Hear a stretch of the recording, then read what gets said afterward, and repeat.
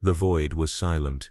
It always was, in that endless gulf between systems where no star dared shine, and no ship lingered long.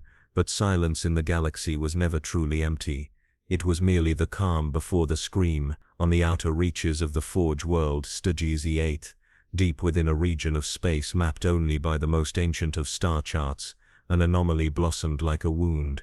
It began as a shimmer, a distortion so faint that even the vast sensor arrays of the Adeptus Mechanicus nearly missed it. The Magi of the Forge world were ever watchful, their augurs and nospheric constructs tirelessly scanning for threats to their sacred manufactoria. When the distortion began to pulse, growing into a whirl of gravitic instability, alarms wailed across the planetary surface. Vast towers of brass and steel lit up as warning runes flickered to life, their crimson glow reflecting off oceans of molten metal. At first the Mechanicus believed it to be a warp breach. Their tech priests chanted Binharic prayers as they prepared for demonic incursion, but the readings did not match the signature of the Imperium. This was different, unnatural in a way even the warp could not account for.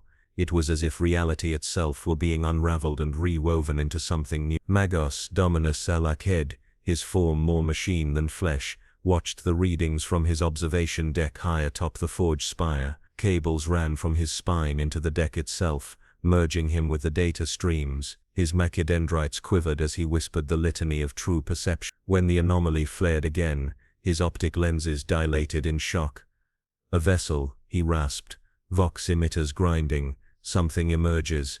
From the heart of the anomaly came light, blinding, holy, terrible. It was not the baleful radiance of the warp but a pure, searing white, as though a star had been born within the darkness. Out of that light tumbled a shape so massive that even the Mechanicus's great orbital platforms trembled. It was a form alien to every design recorded in the annals of the Omnissiah, a colossal warrior wrought entirely of living metal. The figure drifted in the void, limp and unmoving, like a god cast down from some higher realm. Its form was humanoid but impossibly vast, its crimson and cobalt armor scarred by battles fought in galaxies unknown. Strange symbols marked its frame, runes and emblems beyond the comprehension of imperial lexicon. In one hand it clutched a weapon unlike any the Mechanicus had ever catalogued, a blade and cannon fused, a tool of war and justice both. The Forge world erupted into frantic activity. Mechanicus warships were dispatched to intercept, their hulls bristling with macro batteries and lance arrays. Skitari legions mobilized across the planetary surface, ranks of cybernetic soldiers, marching in perfect sync to the beat of the data drums. Prayers echoed through the cathedrals as tech priests invoked the machine god, begging guidance for what they believed must surely be a sign. As the first warships approached, they transmitted strings of sacred code. The giant did answer. Its massive body remained still, drifting among the shattered remnants of the anomaly. Finally the Magos Dominus gave the command. Tractor beams were engaged, pulling the being toward the orbiting docks. The process was arduous. The entity's sheer mass strained the limits of their systems, forcing entire reactor cores to burn at maximum output. Some tech priests whispered that this was a test, a trial sent by the Omnissiah himself. Others muttered darkly that they were tampering with a forbidden relic that should be left to drift into the void. When at last the figure was secured, its true scale became terrifyingly clear. Even the towering titans of the Collegia Titanica seemed like children beside it. To the Skitari watching from their ranks, the being was a living cathedral, a god wrought in steel and its helm, shaped like the head of a noble warrior, bore optics that glimmered faintly as if dreaming of distant battles. Magos Ked ordered the entity brought to the Sanctum Forge deep within the planetary core. There, in halls vast enough to house entire hive cities, the figure was placed upon a platform of adamantium and plasma conduits. Thousands of servitors scuttled about its limbs like insects, their mechanical limbs whirring as they began the rituals of examination. For 3 solar cycles the Mechanicus labored. They scanned, probed and communed with the entity's structure, speaking Binharic prayers and incantations to coax forth some response. The readings were beyond anything they had encountered. This was no Xenos construct, nor was it any pattern of technology recorded by the Imperium standard template constructs. It was something wholly other, its design principles alien yet harmonious. almost as though it understood the machine god's will on a level beyond mortal grasp. On the fourth cycle, as the Forge World's moons aligned in a rare celestial conjunction, something changed. Deep within the vast metallic body, a pulse stirred, a rhythmic thrum like the beating of a mechanical heart. Monitors spiked into red as energy surged through conduits long dormant. Servitors short-circuited, their flesh bursting into flames as sacred machinery overload. Tech priests screamed prayers and scrambled to stabilize systems as the giant's optics ignited with a brilliant blue glow. Then a sound emerged, a voice like the echo of a dying star, deep and resonant. It was not Binharic, nor any human tongue, yet its tone carried purpose and sorrow. "I still function," it rumbled, the words vibrating through the entire forge complex. Panic swept through the ranks. Skitari raised their galvanic rifles, unsure whether to fire or kneel. Magos Ked's own vox emitters stuttered as he processed the incomprehensible event. The giant moved. Slowly, inexorably, it rose to one knee, the weight of its vast form shaking the sanctum's pillars. Its optics scanned the chamber, settling on the trembling forms of the tech priests below, where the voice thundered, pausing as though tasting the strange air. "Am I?" The Mechanicus fell silent. Even the nospheric chatter ceased. Magos Ked extended a mechadendrite, his voice quavering as he spoke the only words he could muster. "You stand upon Stygies Athite, sacred forge world of the Adeptus Mechanicus. Who? What are you, O divine machine?" The optics dimmed, narrowing as if in contemplation. "My name," the giant said, rising to its full awe-inspiring height, "is Optimus Prime." In that moment, across the entire forge world, every tech priest, Skitari, and servitor felt a tremor, not just through the ground, but through the very core of their beliefs. Some fell to their knees in worship, others screamed warnings of heresy, and somewhere, deep in the cold reaches of the warp, something stirred in answer. The forge world of Stygies Athite trembled beneath the weight of revelation. Across its smog-choked hives and miles-deep manufactoria, voxcasters screamed conflicting proclamations. Some broadcast hymns of praise declaring the arrival of the Omnissiah made manifest in metal flesh. Others crackled with warnings of heretic abomination, urging containment and dissection before the supposed miracle could spread dissent. Optimus Prime stood silent amidst the storm of voices. The vast chamber was filled with the heavy scent of burning incense and ozone from overworked plasma conduits. The blue glow of his optics swept across the sea of robed figures gathered before him. They knelt, or stood rigid, their faces hidden behind bronze masks. His own expression remained unreadable, but deep within his core there stirred a mixture of confusion and unease. This world was alien, oppressive, and yet strangely reverent. Magos Dominus Izalakid stood at the forefront, his body a tangle of mechanical limbs and brass tubing. He had purged much of his flesh over centuries, leaving only a withered core of humanity buried beneath machinery. His voice rasped through a vox grill, amplified so all could hear. "Behold, brothers of the machine cult," Ked intoned, raising a clawed mechadendrite toward the towering form of Optimus. "The Omnissiah has graced us with his avatar, a divine engine, wrought not by mortal hand, but by the unknowable will of the machine god." The hall erupted into Binharic chants, streams of code spilling from hundreds of vocalizers, as priests struck their staffs against the floor in rhythmic devotion. Yet even as the hymn swelled, a smaller faction hissed prayers of warning. "No machine is divine save through the rites of sanctification," cried Magos Thyrus, a rival of Ked's. Her augmentic eyes glowed like coals beneath her cowl. "This being is unknown, unsanctioned. To accept it without deconstruction is to court heresy." The Skitari guard shifted uneasily, their movements perfectly synchronized but their targeting arrays flickering between both. Magi. As the argument escalated, Optimus watched silently, his mind parsing the fragments of language he could understand. Words like Omnissiah, heresy, sacred, and extermination stood out, painting a grim picture.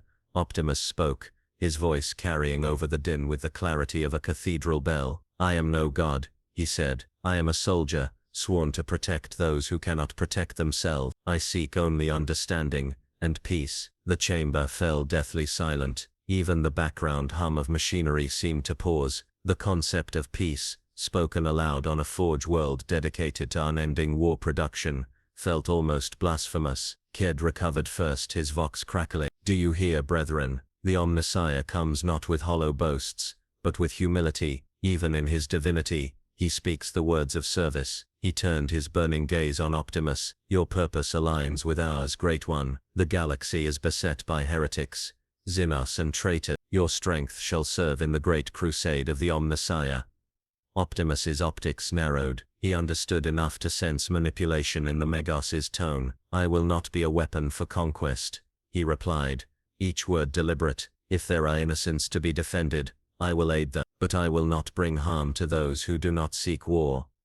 Whispers spread like wildfire through the gathered priests. Some interpreted his words as divine wisdom, others saw them as dangerous defiance. Megos Thyrus seized the moment, her mechanical limbs clicking as she advanced. See how this entity defies the will of the Mechanicus, she hissed. It claims autonomy, it rejects the authority of the machine god's servants. This is no avatar, it is a rogue construct perhaps, a Xenos weapon sent to deceive us. Her words ignited a chorus of Binharic disputation. The chamber split into two sides, chants of devotion clashing with chants of denunciation. The tension grew so sharp that even the Skitari's targeting lenses quivered between targets. Optimus remained motionless, his towering form radiating calm even as chaos swirled around him. Yet inside, his spark burned with rising concern. These beings saw him not as an individual, but as a symbol to be claimed or destroyed. This world's hierarchy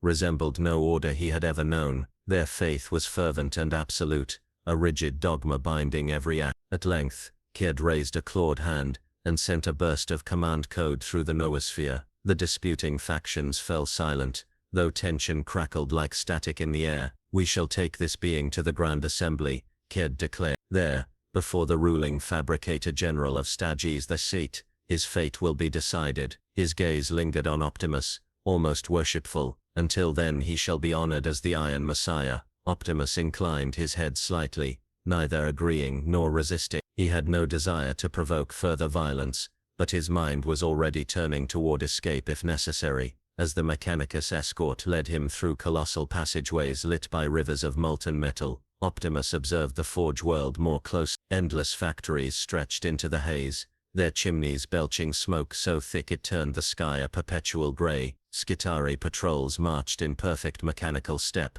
their human components reduced to little more than organic processors. Everywhere he looked, flesh was subservient to machine. It was a world that revered technology not as a tool, but as a deity. Optimus's thoughts drifted back to Cybertron. His home had once suffered a similar divide, those who saw machines as mere instruments, and those who saw them as the highest form of existence. The war between Autobots and Decepticons had been born from such ideology. The memory left a hollow ache in his core. In the Grand Assembly, the chamber was vast enough to house entire Titan. The ruling Magi floated on mechanical thrones suspended by gravitic fields, their faces obscured by golden visors. Countless lesser priests lined the tiers below, their chanting a low, incessant drone. Megos Ked knelt and presented Optimus as though unveiling a relic of the dark age of technology. His speech was laced with fervor, painting the Prime as a herald of salvation, a sign that the Omnissiah's final victory was at hand. When he finished, Megos Thyrus rose, her voice sharp as a blade. Divinity does not arrive unbidden from the void, she said. We must dismantle this being, study it and understand its workings. To do less is to invite destruction. The chamber erupted into debate. As the shouting grew, Optimus spoke once more. His voice rolled over them like thunder. I do not seek to rule you. I do not seek to be worshipped. I only seek to protect. If you would have me fight, let it be to defend the innocent. For a heartbeat, there was silence. Then slowly, the Fabricator General's throne inclined forward. In a voice like grinding stone he rendered his judgment. This Iron Messiah shall serve the Forge world, until he proves his worth or his treachery. The final word echoed like a tolling bell, and Optimus felt the weight of 1,000 machine eyes settle upon him. In that moment he understood the truth. To these people he was not a savior, he was a weapon to be wielded or destroyed. The great doors of the sanctum ground shut with a sound like the grinding of tectonic plate. Optimus Prime stood at the center of the colossal chamber, the Mechanicus forces arrayed around him in perfect cold precision. From the surrounding balconies, Robed Magi watched with mechanical stillness, their augmented eyes glimmering like embers in the dim light. Thick incense hung heavy in the air, acrid and metallic, mingling with the constant hiss of coolant vents, and the rhythmic thrum of plasma generators buried deep beneath the forge. Optimus remained silent, though every instinct urged him to act. Since his arrival, he had been met with reverence and fear in equal measure, and though these humans bowed to him, their actions told another story. They had restrained him, not with chains but with ritual and layered expectation. Even now dozens of Skitari surrounded the chamber, their rifles tracking his every movement with mechanical precision. Their discipline was absolute, but their presence was unmistakably that of jailers rather than guardians. He shifted slightly, the motion sending ripples of unease through the assembly. The floor trembled beneath his immense weight. His optics swept the crowd, scanning their strange augmentations, their patchwork of metal and flesh. On Cybertron, war had divided his people, yet even in the darkest days of conflict, there had been beauty in their designs. Here, these beings had torn their own bodies apart, and rebuilt them with crude, brutal machinery. It was not evolution, but sacrifice. "Do you fear me?" Optimus asked, his voice deep and resonant, echoing through the sanctum like a tolling bell. The humans flinched, some dropped to their knees muttering Binharic prayers, while others raised their mechadendrites in cautionary gestures. Megas Dominus Ked glided forward on his spidery limbs, his voice magnified through his vox grill. "Great One, there is no fear," he intoned, though his posture betrayed the lie. "There is only reverence and the desire to understand. You are a wonder beyond measure, but wonders must be studied and bound lest they bring ruin." Optimus considered the words carefully. "On my world," he said slowly, "understanding was the foundation of peace. We did not bind knowledge, we shared." His words rippled through the assembly like a stone cast into still water. Some priests murmured with excitement, seeing in his speech a divine lesson. Others hissed in warning, declaring it the language of heresy. Ked raised a claw to silence them. "We will begin the rites of communion," he announced. "Prepare the interfaces." Servitors shambled forward, bearing massive arcane constructs that glimmered with runes and rotating cogs. They resembled torture devices, as much as they did machines of communication. Thick cables ending in neural spikes and data siphons were extended toward Optimus, who instinctively stepped back. The Skitari immediately aimed their weapons, a warning hiss of hydraulics filling the air. Ked's voice turned almost pleading. "Iron Messiah, you must permit that. Through this communion, we may hear your true nature and record it in the sacred archives. Without it, many will continue to doubt you. They will call for your destruction." Optimus looked at the trembling forms below. These were not his people, nor was this his war. Yet he could see in their eyes a hunger for meaning, a desperation he had known all too well on Cybertron during the earliest days of the conflict. Slowly he lowered himself to one knee, his head bowing. "Very well," he said, "but I do this willingly, not because of your weapons or The servitors moved quickly, climbing onto his massive frame with insect-like efficiency. As the first interface spike connected to his armor, Optimus suppressed a shudder. The sensation was invasive, wrong, like the icy fingers of a parasite burrowing into his system. Data streams surged through him, chaotic and discordant, filled with strange chants and incomprehensible machine prayers. He felt them trying to pass his very essence, to break him down into patterns they could understand. Then amidst the cacophony, he heard a whisper. It was not from the Mechanicus, it was something else, a voice vast and ancient, echoing through the very currents of the machine spirit link. "You do not belong here, traveler," it hissed, "but you will serve, as all must serve. Even gods break upon the gears of the Imperium." Optimus's optics flared, a low growl vibrating through his frame. He surged with power, overwhelming the interface. Several servitors exploded into fire and smoke, their biological components charred to ash. Megas Ked staggered back, mechadendrites thrashing wildly as sparks showered the chamber. "Cease," Optimus thundered, tearing free of the remaining cables. The entire sanctum shook under the force of his voice. "I am no slave. You will not pierce my mind like a weapon to be wielded." The Skitari opened fire, not with intent to kill, but to subdue. Galvanic rounds sparked harmlessly against his armor. Plasma bolts seared across his shoulders, leaving glowing scars, but no true damage. Optimus raised one massive hand, not to strike, but to block, and the sheer force of the motion sent a dozen soldiers tumbling like rag dolls. "Hold," Ked roared, his voice amplified to a shriek. "Do not destroy the Omnissiah's avatar." The firing ceased instant. The smell of scorched metal and burned flesh hung heavy in the air. Optimus stood tall, his optics burning like twin stars. "I came here seeking understanding," he said, his voice calmer now but edged with sorrow. "Yet you answer with chains and weapons. If you truly wish to know me, speak plainly. Do not hide behind your rituals and your fear." For a moment no one moved. Then Megos Ked sank into a deep bow, his many limbs splaying in submission. "Forgive us, Great One," he said. "We are but servants of the machine god. In our zeal, we have offended you. There are forces within this galaxy that would seek to corrupt even the purest of machines. We must be vigilant."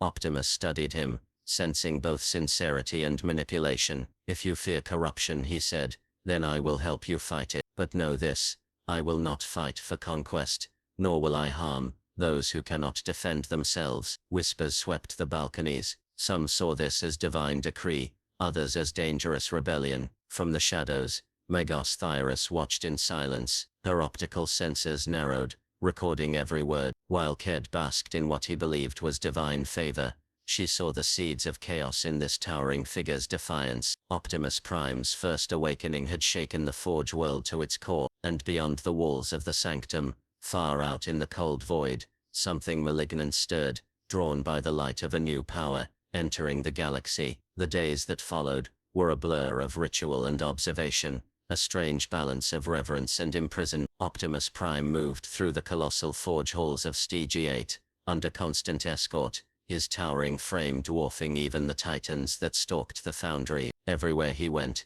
hymns rose like smoke, the tech priests bowing their augmented forms to the ground as they chanted praises to the Omnissiah. Yet Optimus could see the truth behind their devotion, the cold precision of their machine eyes, the calculation that measured his every step. They were not merely worshippers, they were scientists, engineers and fanatics, all seeing him as a subject to be dissected, a relic to be claimed. The Forge world itself was a nightmare of fire and steel. Endless chimneys belched black smoke into a sky already stained by centuries of industry. Rivers of molten metal coursed through canals, like fiery veins, feeding the forges where weapons of war were born. Skitari legions patrolled the causeways in perfect unison, their human faces obscured by iron masks, their limbs replaced with mechanical perfection. Even the smallest servitors were once living beings, stripped of will and remade as tools. Optimus watched these beings with a growing unease. On Cybertron,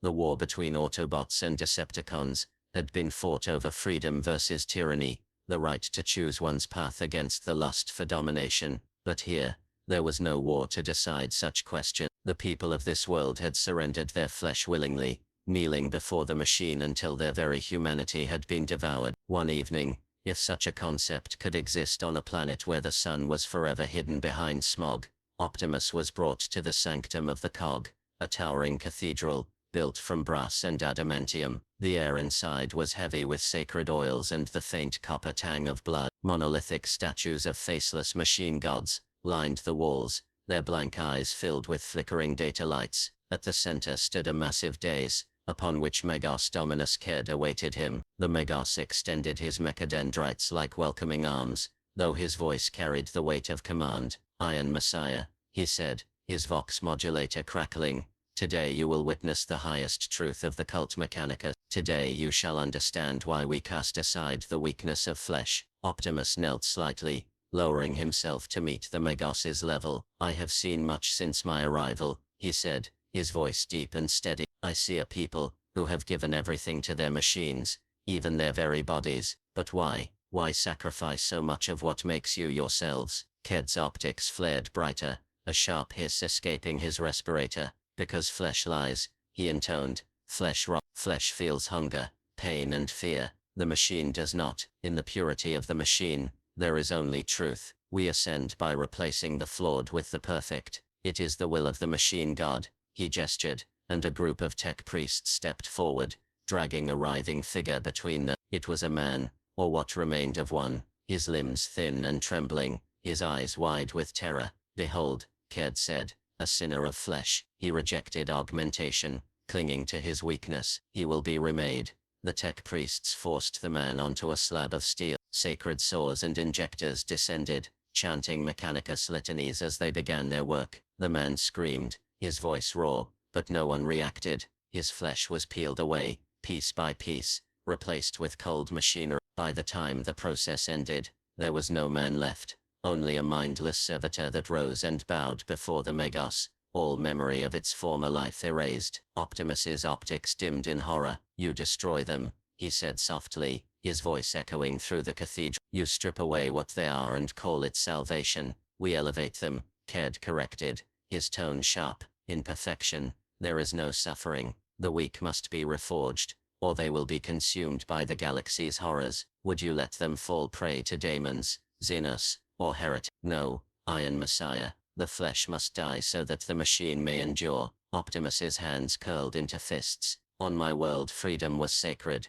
he said. "Even when war tore us apart, we fought to preserve the right to choose. To take that choice away is not salvation, it is tyranny." A low hiss spread through the gathered tech priests. Several muttered Ben-Harik curses, others shifting as though preparing to flee or fight. Ked raised a mechadendrite to silence them, his tone turning dangerously cold. "You speak of freedom," he said, "but freedom is chaos. It breeds rebellion, mutation, and corruption. Look beyond this forge world and you will see the galaxy for what it is, a cauldron of madness. The only way to survive is through order and obedience. Even the Omnissiah himself is bound to the laws of the machine." Optimus shook his head slowly. "If order comes only through fear and the death of the soul, it is not worth preserving." The words struck the chamber like a blade. For a moment, there was only silence. Then Megos Thyrus emerged from the shadows, her mechanical limbs gleaming in the dim light. "Do you hear him, brother?" she said,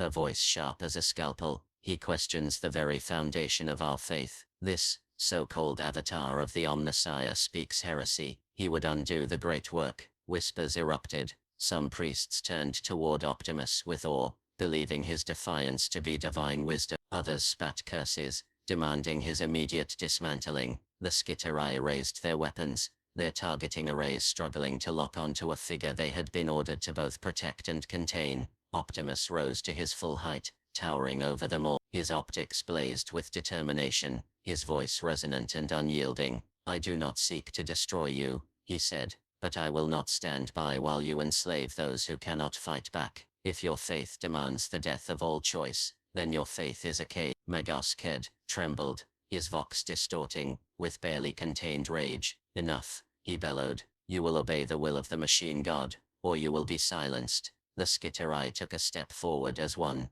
their rifles humming with lethal energy. The air crackled with tension, the faint thrum of plasma cores rising like a heartbeat. And then, from deep within the forge world, an alarm sounded, a long, mournful tone that shook the cathedral walls. A nospheric transmission screamed through the Mechanicus ranks, filling their minds with fragments of dire data. The Chaos Warband was descending upon Stygies Date. The moment shattered like glass. Ked turned toward Optimus, his voice trembling with both fury and desperation. "If you would prove your worth, Iron Messiah," he said, "then fight. Show us that your creed of freedom has strength enough to stand against the galaxy's true darkness." Optimus lowered his gaze, the weight of choice settling upon him. Without a word he turned toward the distant roar of approaching war engines. For now the argument would wait. There were lives to save, and a storm of war descending from the void, far beyond the smog-choked skies of Stygies Date. In the cold dark between the stars, something stirred. The void was never truly silent, not for those attuned to its hidden currents. While the Imperium's machines detected only the physical signatures of incoming vessels, there were deeper tides that mortal sensors could not measure. Whispers carried upon the currents of the immaterial, and in those whispers, Chaos heard the arrival of something new. Within a broken shrine ship drifting in the shadow of a dead moon, a figure sat cross-legged amidst runes scrawled in blood and ash. His armor was a patchwork of baroque plates, each etched with the marks of countless demonic paths. Where his face should have been, only a writhing mask of shadow remained, shifting and stretching as if trying to mimic human features. This was Lord Verikar, champion of the dark gods, commander of the warband descending upon the forge world. His eyes, if such things could still be called. Eyes burned like coals as he listened to the warp. He heard it clearly now, a new note woven into the endless scream of the universe.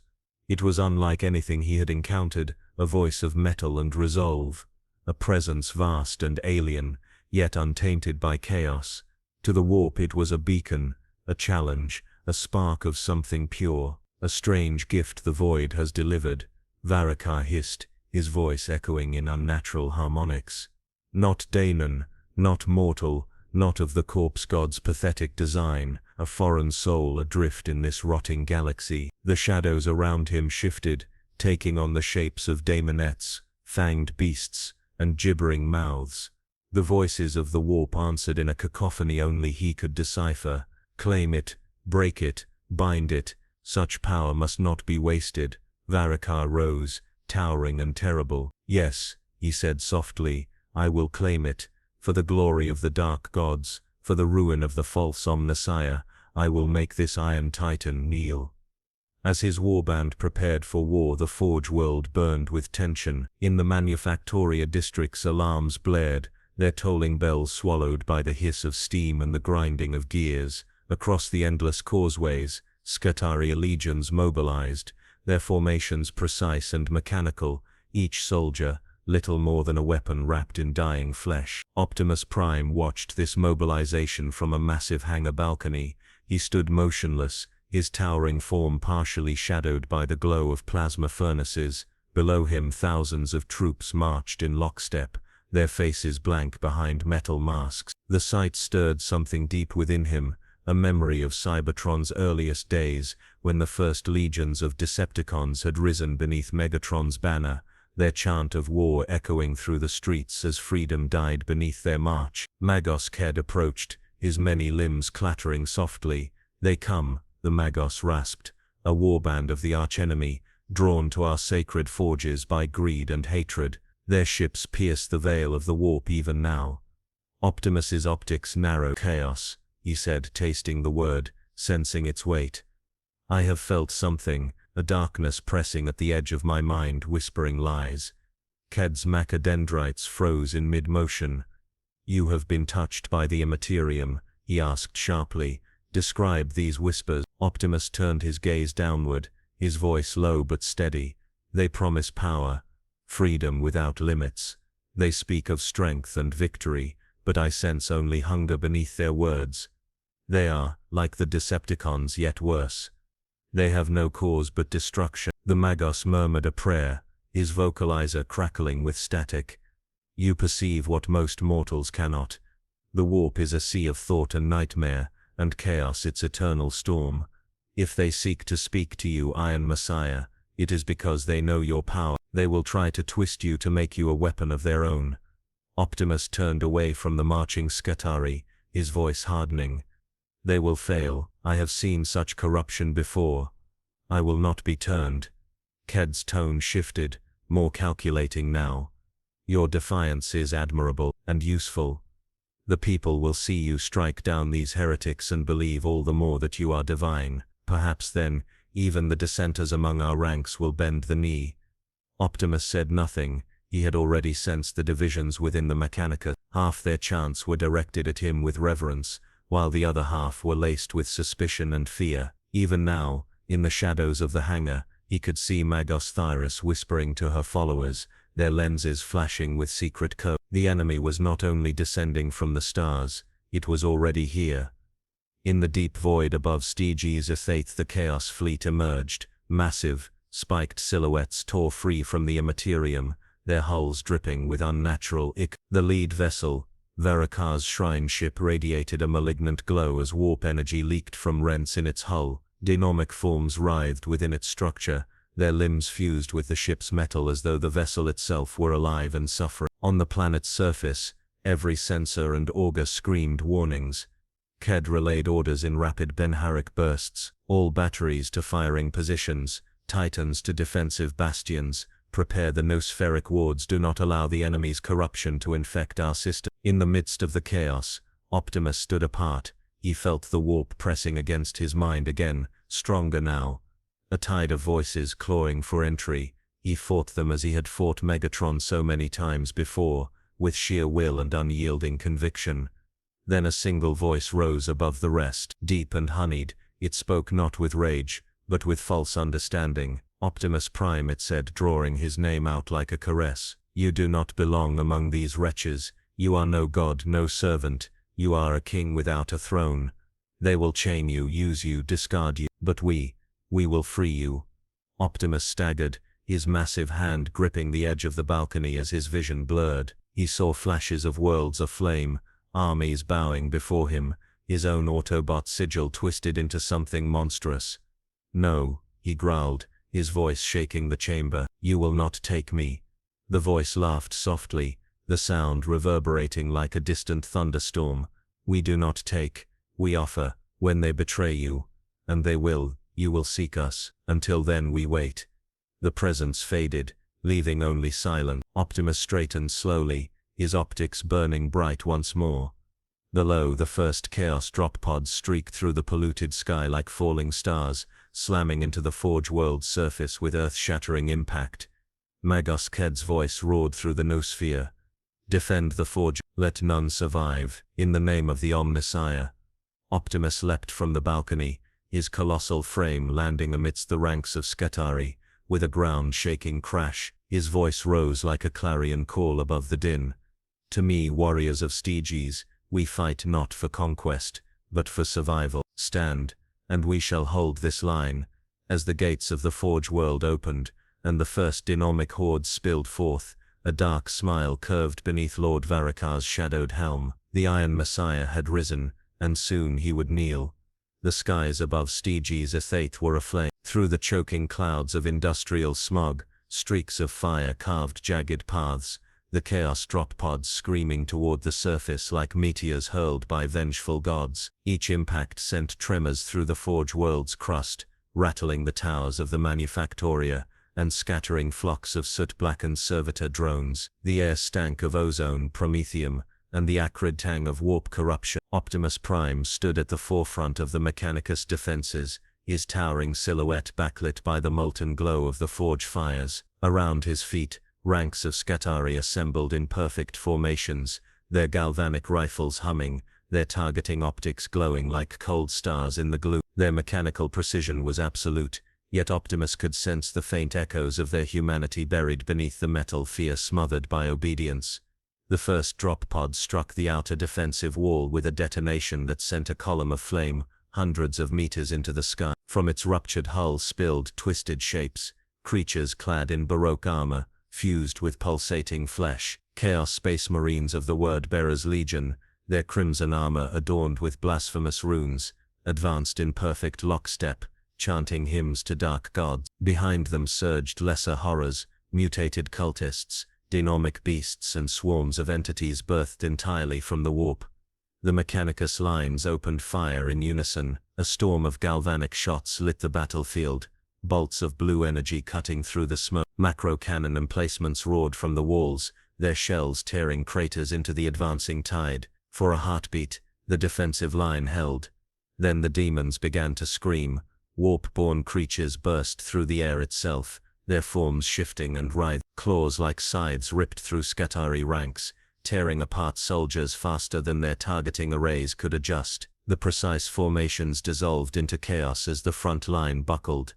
Optimus did not hesitate. With a roar of engines, and the thunder of massive servos, he charged into the fray. His first step shook the ground, his second brought him into the heart of the enemy. His arm transformed in a whirring blur, plating folding into place as a massive energon blade extended from his wrist. With a single sweeping arc, he cleaved through a group of demons, their forms bursting into black smoke as they were banished back to the Imperium. The Word-Bearers turned to face him. Their leader, a hulking Chaos champion clad in spiked Terminator armor, raised his corrupted power maul and bellowed a challenge. The false god's idle walks, he roared, his voice booming over the din. Break it, claim its spark for the dark gods. Optimus met him head-on. Their clash was titanic, the maul's warp-charged energy meeting the hum of the energon blade in a flash of light. The force of their blows sent shockwaves rippling across the battlefield, throwing lesser warriors aside like leaves in a storm. Around them, Demons and Scatari fought in a desperate swirling melee, their screams drowned beneath the thunder of artillery. Above, Mechanicus warships exchanged fire with the Chaos fleet. Lance strikes lit the heavens, carving through void shields and tearing apart hulls. Burning wreckage rained down upon the Forge world, crushing Manufactoria towers and igniting lakes of promethium. The entire planet seemed to tremble as war consumed it. Magos Ked's voice blared across the nospheric channels, his Binharik commands, searing into the minds of every Scatar. Hold the forges, hold. The Iron Messiah fights at your side, stand firm, in the name of the machine god. The sight of Optimus's towering form galvanized the defenders. Even as their comrades fell, they pressed forward, fighting with renewed fervor. For the first time their precision was matched by a flicker of hope. Optimus fought like a force of nature. Every strike of his blade shattered corrupted armor and banished unholy entities. His free arm transformed into a massive ion blaster, each shot punching clean through squads of cultists and traitor marines. Yet even as he carved a path through the enemy, he felt the weight of their numbers pressing in. There was no end to them, only wave after wave of hatred and madness. Then the whispers returned. Amidst the clash of battle, the warp's voice slithered into his mind, soft and insidious. See how they die around you, Optimus Prime, the weak, the disposable. They worship you, yet they will sacrifice you the moment it suits their design. The one who calls himself Magos already plots your bondage. Join us and you will never kneel again. Optimus staggered for the briefest moment, his vision flickering. In that instant, the Chaos Champion struck, his maul slamming into Optimus's chest with bone-crushing force. The massive warrior stumbled backward, gouging deep trenches into the ground. The champion laughed, his voice a guttural roar. Even gods bleed before the true faith. Optimus's optics flared bright blue. With a thunderous shout he surged forward, driving his blade through the traitor's chest. The Chaos Warrior's laughter turned to a scream, as warp energy erupted from the wound, consuming him in a torrent of unholy fire. The demons faltered, their forms flickering, as their leader's essence was torn apart. Optimus pressed the advantage, striking down the remaining creatures with merciless precision. Around him, the Mechanicus forces rallied, pushing the enemy back step by step. On the walls, Magos Ked watched through his auger lenses, his mechadendrites twitching with near-religious fervor. Behold the Iron Messiah, he cried, the Omnissiah's will made manifest. Victory is ours, but not all shared his faith. In the shadows of the command spire, Magos Thias whispered to her closest acolytes, see how he fights, how the soldiers cheer for him. She hissed, today he fights for us, tomorrow he may fight against us. No machine, no matter how divine, must be allowed to hold such power. Below the battlefield smoldered, corpses of mortals and demons alike littered the broken ground. The surviving Chaos forces retreated into the wastelands, pursued by vengeful Scatari squad. Optimus stood amidst the carnage, his armor scarred and blackened, his frame spattered with the ichor of fallen demons. He looked upon the battlefield and saw not victory, but tragedy. Too many lives lost, too many reduced to ashes by hatred and blind faith. The voices of the warp faded, but their promise lingered like a poison in his mind. He turned toward the distant spires of the Forge world,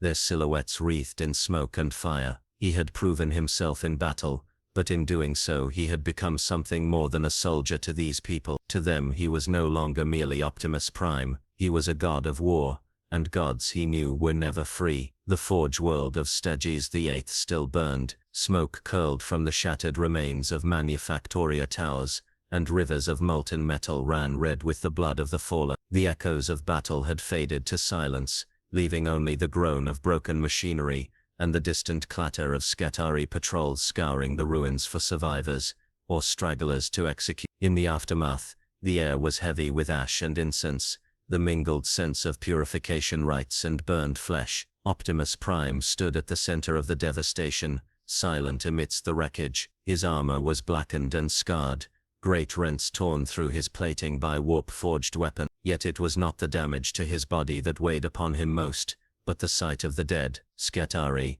and cultist alike lay scattered across the field, their forms indistinguishable beneath layers of soot and ruin. Even the demons banished back to the Imperium had left behind twisted shadows, burned into the ground. This was not victory, It was survival purchased at a price far too steep. Around him, the Scatari knelt in perfect formation. They raised their weapons in salute, their mechanical voices chanting a single phrase over and over in Binharic, Omnissiah, Omnissiah, Omnissiah. Their tone was devoid of emotion, but their reverence was unmistakable. Optimus's optics did. He had fought to protect them, to shield this world from annihilation, yet he could feel the shifting weight of their devotion. In their eyes, he was no longer merely a warrior, he was a symbol, perhaps even an idol. It was a burden he did not want, yet one he could not cast aside without betraying the hope they had placed in him. The vast gates of the inner sanctum opened with a thunderous groan. From the smoke emerged Magos Dominus Ked,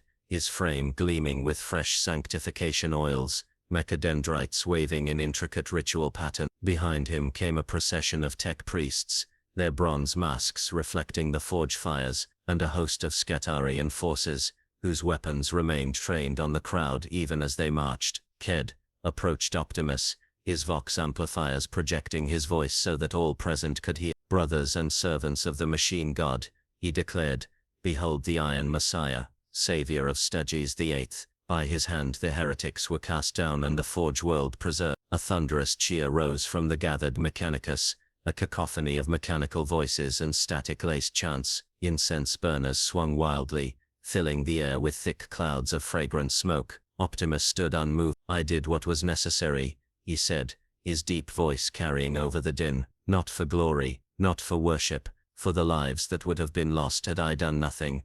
But his words were drowned by the frenzy. Ked turned to the assembly, raising a clawed limb for silence. "Yet questions remain," he intoned, his tone shifting to solemnity. "What is to be done with this being? Is he truly the Omnissiah's avatar, sent to lead us into a new era, or is he a relic of the dark age of technology, a rogue intelligence, dangerous and The silence that followed was heavy, broken only by the hiss of steam vents. From the crowd, Magos, Thyrus stepped forward, her crimson robes sweeping the ash-stained ground. Her optical sensors glimmered with cold intensity as she bowed stiffly to the Fabricator General's distant throne. "This creature," she said, her voice sharp, "is not divine. It is powerful, yes, but power alone is no proof of sanctity. It speaks of freedom, of choice. These are words of rebellion, words that would undo the unity of the machine cult. I say it must be dismantled, studied, its secrets revealed so that we may wield its strength without the danger of its will." A ripple of Binharic chatter surged through the assembly. Some priests nodded,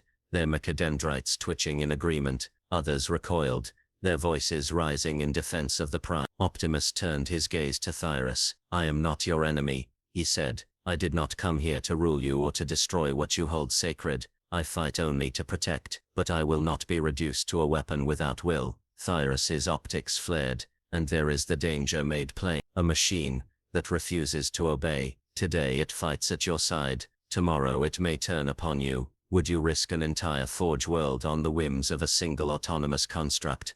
Before the assembly could erupt into chaos, Ked raised both clawed arms. "Enough," he roared, his vox shrieking with feedback. "This matter shall be decided here, before the eye of the Omnissiah, and the mind of the Fabricator General himself." At his signal, the great holographic cogitators at the chamber's center flared to life. The image of the Fabricator General appeared, immense and terrible, his face hidden behind a mask of gold and iron. Data streams cascaded from his form like waterfalls of light. His voice was a low, grinding rumble that seemed to emanate from the walls themselves. "Speak," he commanded. Ked bowed low, his mechadendrites splaying in reverence. "Fabricator General, the Iron Messiah has delivered us from destruction. His strength has saved the Forge world. I beg you to declare him sacred, to bind his presence to the glory of the machine cult." Thyrus stepped forward, her tone cutting through the incense-laden air. "No, Great One, his power is dangerous, his will unyielding. If he cannot be controlled, he must be dismantled, before he becomes a threat greater than the enemy we just repelled." The Fabricator General's mask turned toward Optimus. "What say you, foreign machine?" Optimus bowed his head slightly, the motion deliberate and respectful. "I am Optimus Prime," he said, his voice steady. "I have fought across countless worlds for those who cannot fight for themselves. I do not seek dominion or worship. but I will not surrender my will. If you would call me ally, I will stand beside you. If you would chain me, I will resist. The silence that followed was absolute. Even the hum of the machinery seemed to fade, as the fabricator general considered. At last he spoke. Then hear my judgment. The Iron Messiah shall remain for now. He will serve Stasiath's oath and the cult Mechanicus, not as a slave, but as a champion. His actions will determine whether he is truly divine or dangerously flawed. The pronouncement echoed through the chamber like the tolling of a great bell. The assembly erupted into competing chants, some exalting Optimus, others condemning him. Optimus felt their eyes upon him, 1,000 machine gazes filled with expectation and doubt. Though the battle against chaos had ended, he understood now that another war had begun, a quieter, more insidious war for the soul of this forge world, and perhaps for his own. From the shadows at the edge of the chamber, Thyrus watched, her expression hidden but her intent unmistakable. She turned to her acolytes, speaking in a whisper of pure code.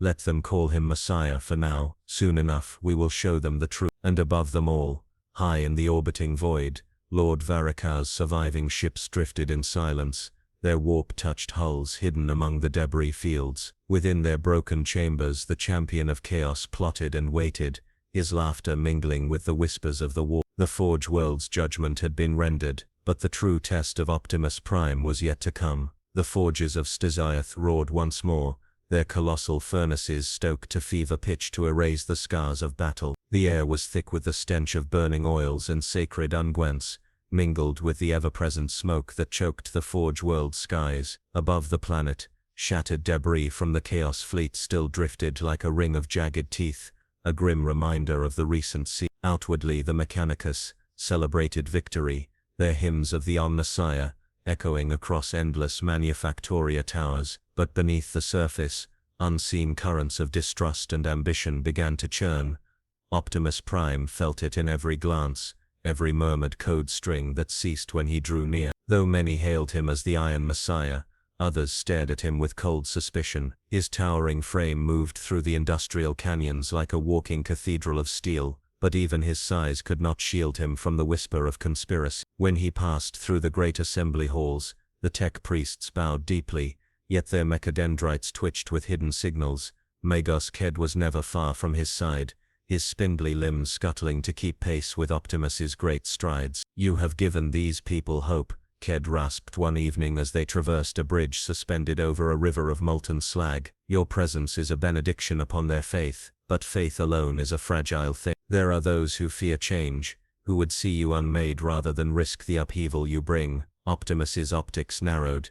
I am not here to disrupt your people's way of life, he said, his voice deep and steady. But I will not stand idle while they are enslaved by fear or bound to paths they did not choose. If they see me as a symbol, let it be for freedom, not oppression. Ked's mechadendrites twitched at the word freedom, as if the concept itself caused him discomfort. Freedom, he repeated, as though testing a foreign tongue. A noble ideal but dangerous. Unity is the foundation of the machine cult. Too much liberty invites dissent, and dissent, corruption. Before Optimus could respond, a nospheric message pulsed through Ked's implant. The Magos stiffened, his optical lenses narrowing. Another sabotage report, he muttered. The data crypts beneath the central Manufactoria have been breached again. Unauthorized transmissions encrypted beyond standard ciphers. Optimus tilted his head slightly. Sabotage. From within. Ked hesitated before answering. There are sects among the Mechanicus, fringe orders who question the established hierarchy.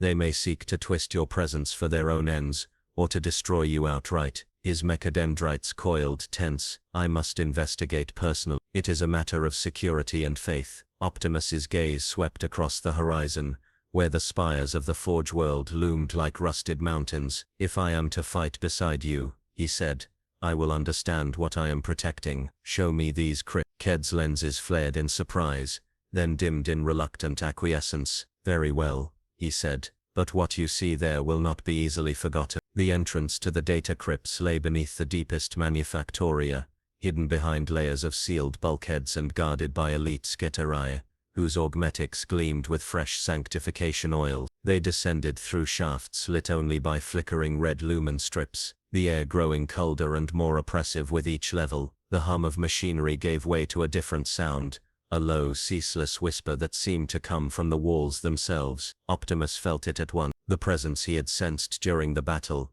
that malignant voice of the warp, lingered here like a shadow. His optics glimmered warily as he followed Ked deeper into the labyrinth. The data crypts were vast, their walls lined with endless stacks of cogitator banks and data scrolls preserved from millennia past. Streams of nospheric code drifted through the air like glowing mist, forming shapes that twisted and dissolved into incomprehensible sigils. Servitors shuffled between the stacks, their mouths mumbling fragments of binary prayer. As they moved deeper, Optimus noticed markings etched into the walls, symbols that were subtly wrong, their geometry disturbing in ways he could not fully articulate. He paused before one, tracing its outline with a finger far larger than any human limb. "These symbols, they are not of your machine god," he said. Ked's mechadendrites twitched violently. "They are Hiatek blasphemies," he snarled. "Warp-tainted code meant to subvert the sanctity of the Forge World's data streams. Chaos whispers through circuits as easily as it does through flesh." Even as he spoke,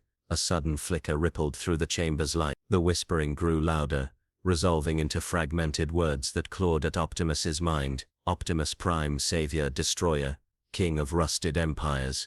The great warrior staggered, clutching his helm as visions flared in his mind. He saw himself striding through fields of broken titans, his blade raised high as Sketarii legions knelt before him. He saw the Manufactoria aflame, the faces of Magos Ked and Magos Thyrus twisted in terror, and behind it all, a dark figure laughing, its form cloaked in shadow. Optimus forced the vision away with sheer will, his optics burning bright. "The warp is here," he growled. "It reaches even into your sacred halls." Ked hissed a prayer, his voice distorted by static. "We suspected infiltration, but this is worse than I feared." From the far end of the chamber, a burst of corrupted code erupted, forming a sphere of writhing light. Shapes emerged from it, tech priests, whose forms were grotesquely twisted, their augmentations fused with demonic flesh. Their voices were a hideous blend of machine song and unholy laughter.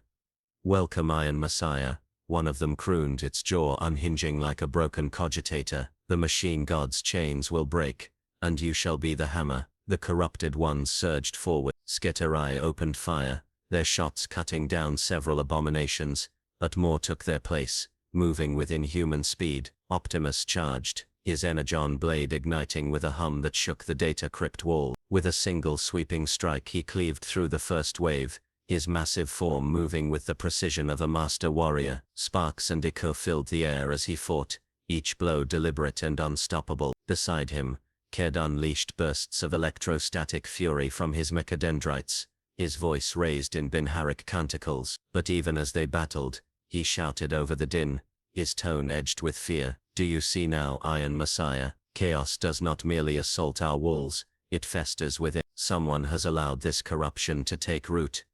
Optimus's optics narrowed as he struck down another Hiatek monstrosity. "Someone, or many," he said grimly. When the last corrupted priest fell, silence returned to the crypt, but it was not a clean silence. The whispers of the warp lingered like an echo, promising that this was only the beginning. Ked surveyed the carnage, his mechadendrites trembling. "We will purge these halls," he vowed, though his voice lacked conviction. "No trace of their heresy will remain." Optimus looked at him, then at the darkened data stacks stretching into infinity. "You cannot fight shadows by cutting them down," he said. "You must find the hand that casts them." From the darkness beyond the crypt, unseen by either of them, a small mech servo skittered away. Its optical sensor glowed faintly red, as it transmitted a silent signal up through hidden channels, a signal meant for Magos Thyrus alone. Far above, in the sanctum's highest spires, Thyrus received the transmission and allowed herself a cold,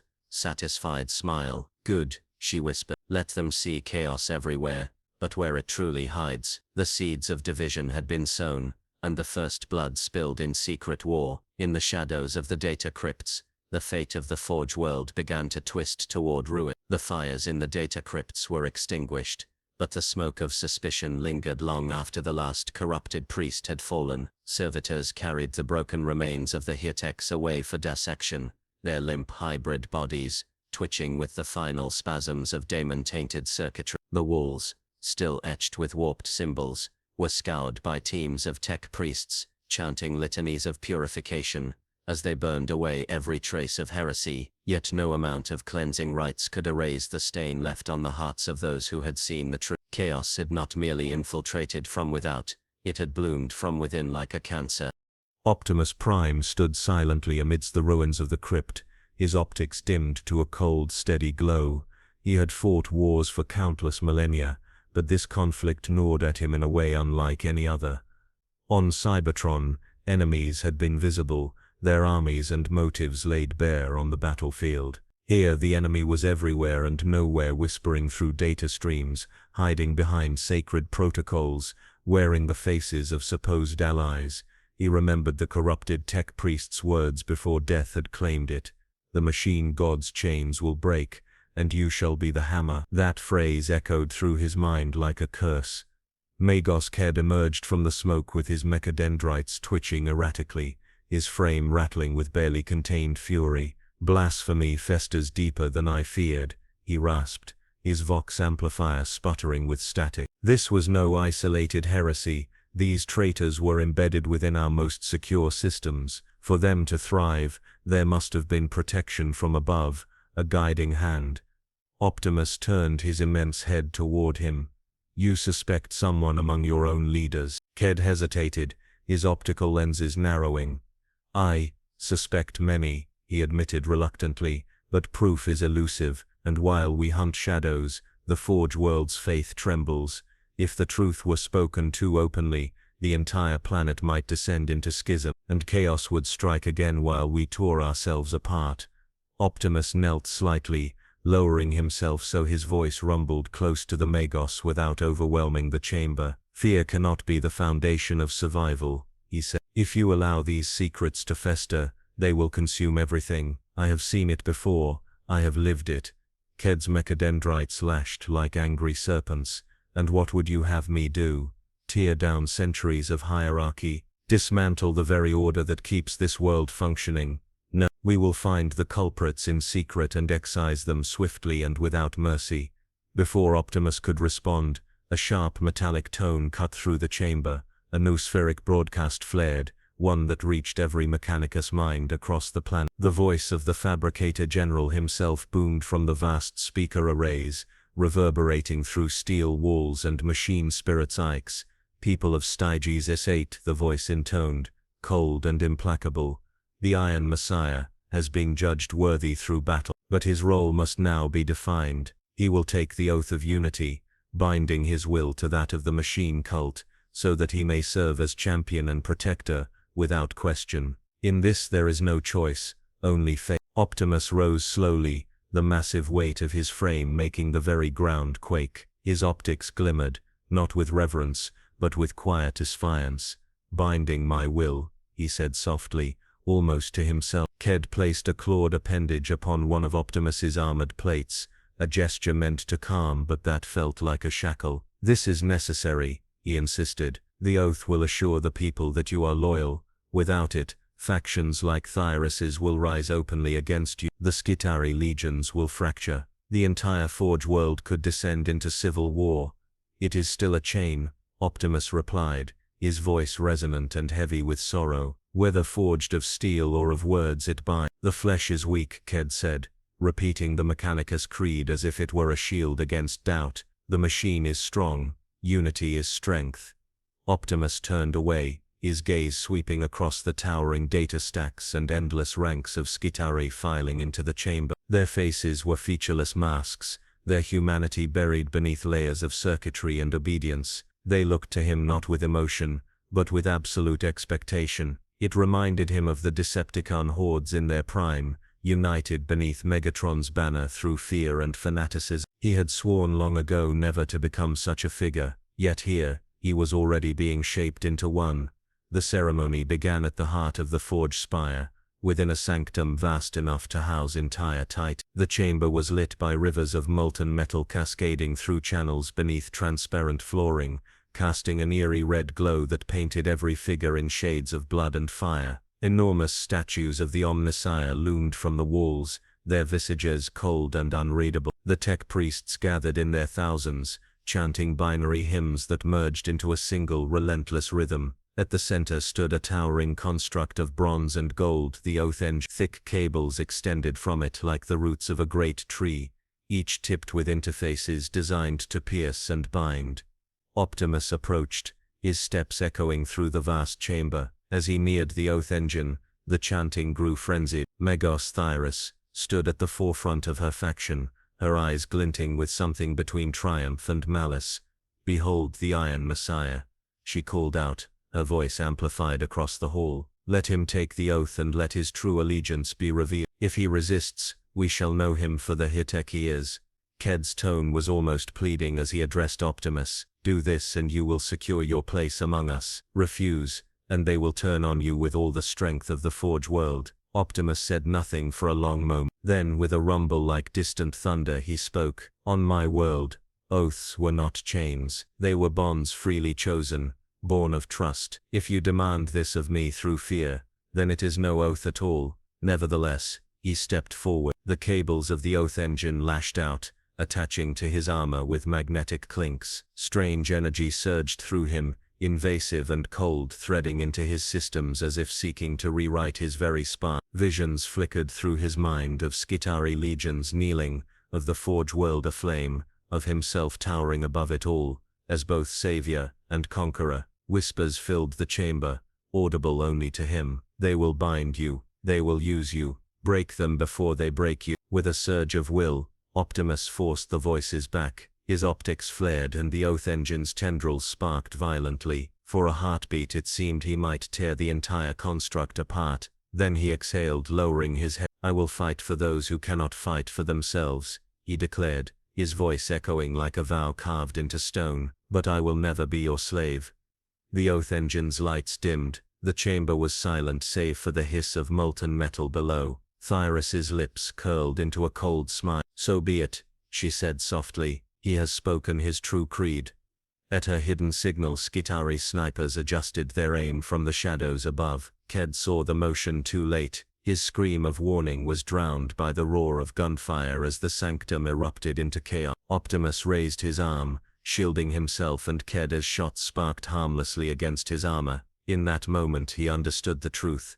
The oath had never been meant to unite them. It had been a trap, one forged not only of faith, but of duty twisted into chains of control. As the chamber dissolved into battle, the choice before him crystallized. He could flee, abandoning these people to their own treachery, or he could stand and fight, not for the Mechanicus, not for their machine god, but for the fragile spark of life struggling to survive beneath the weight of their dogma. He clenched his fist, and the sound was like the closing of a vault door. "I choose to fight," he said, and the Forge world trembled at his words. The sanctum became a war zone in an instant. The first shots cracked like lightning through the incense-choked air, their impact sparking harmlessly against Optimus's towering frame, but tearing into the lesser tech priests, who stood too close. Screams of metal and flesh mingled with binary shrieks as Skitarian forces broke from their rigid formations and turned their weapons upon one another. The oath engine flared wildly, cables thrashing like serpents before exploding in a shower of molten fragments. Optimus moved without hesitation. His massive hand swept Ked and several loyalist priests behind him, shielding them from a second volley. The floor trembled as he took a step forward, his optics glowing bright as twin suns. "Enough," he thundered, his voice rolling across the chamber like a storm front.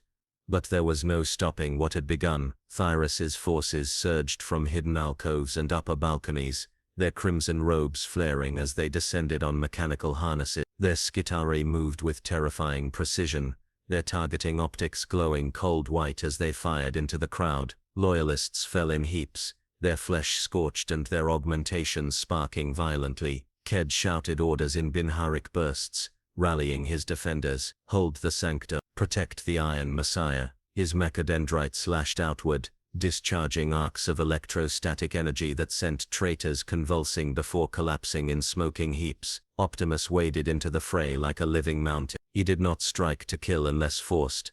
Instead he knocked combatants aside with the flat of his energon blade, or swatted them away with his immense hands. Yet even his strength could not quell the chaos completely. The battle was not merely physical, It was ideological. These warriors were not fighting for territory alone, but for the very soul of Stygius. As he fought, Optimus's mind was assailed by the voices of the warp once more. The whispers slithered beneath the din of battle, subtle and poisonous. See how they betray each other, Prime. See how their unity shatters the moment fear takes root. They will turn on you as they have turned on themselves. Why fight for those who see you as nothing more than a tool? He clenched his jaw, pushing back against the invasive thought. I will fight, he growled aloud, because they cannot fight for themselves, not for faith, not for dogma, for life. A plasma blast slammed into his chest, knocking him to one knee. His armor blackened, vents hissing steam. Thyras emerged from the smoke, her macadendrites writhing like a nest of serpents. She raised a staff tipped with a humming blade of violet energy, her voice cutting through the battle's chaos.